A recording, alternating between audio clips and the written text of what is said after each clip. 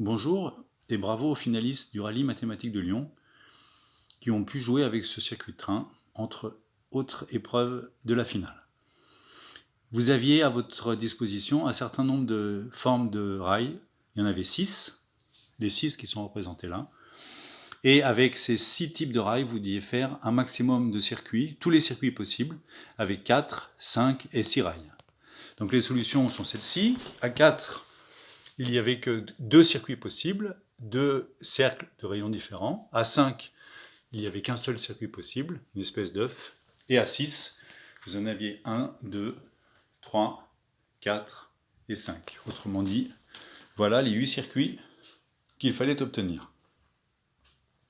Dans la deuxième question, on demandait en fait d'identifier chacune de ces formes.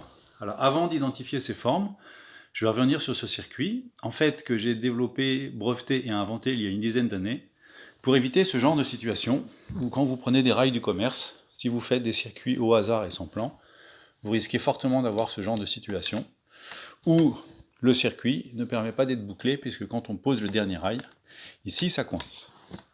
Donc l'idée que j'ai eue est de considérer un carré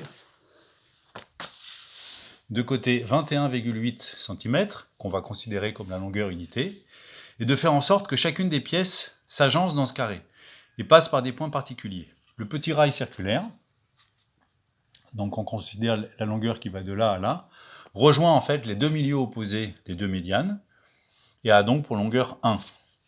Le grand rail rectiligne, quant à lui, traverse le carré en diagonale, passe par ces deux points-là. Alors sa longueur, on peut la calculer, puisque ici on a un triangle rectangle, isocèle. Donc d'après le théorème du Pythagore, on sait que l'hypoténuse est égale à la racine carrée de 1 au carré plus 1 au carré, puisque là on a 1 et là on a 1. Donc l'hypoténuse fait racine de 2. Donc ici on a un grand rail de longueur racine de 2. Le petit rail circulaire, lui, en fait, rejoint un milieu à un autre milieu, et a pour centre ce point-là, et donc son rayon est cette longueur-là, qui est égale à la moitié du côté, et qui fait donc 1,5.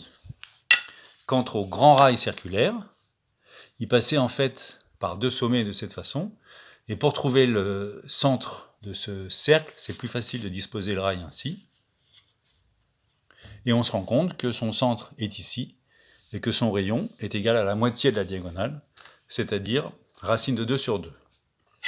On a donc identifié 4 rails. La difficulté, c'est que ce carré-là, vous n'en avez pas l'usage, vous ne le connaissiez pas.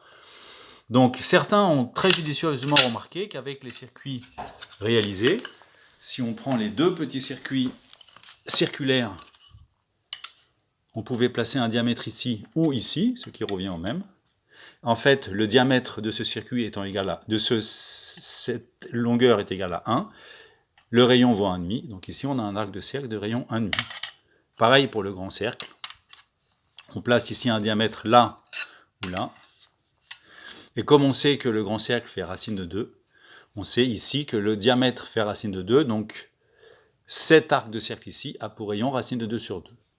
La question ultime, c'est comment trouver les rapports entre les petits et les grands rails rectilignes. Il suffisait tout simplement de refaire cette construction-là, puisque vous aviez le droit à une équerre,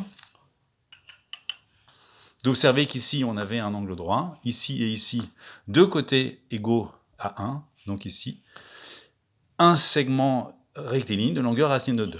Donc pour finir, on a finalement un segment rectiligne, une pièce rectiligne de côté 1, une pièce rectiligne de longueur racine de 2, un arc de cercle de longueur 1,5, et un arc de cercle de longueur racine de 2 sur 2. Voilà. Quant aux deux dernières pièces, suite au prochain épisode.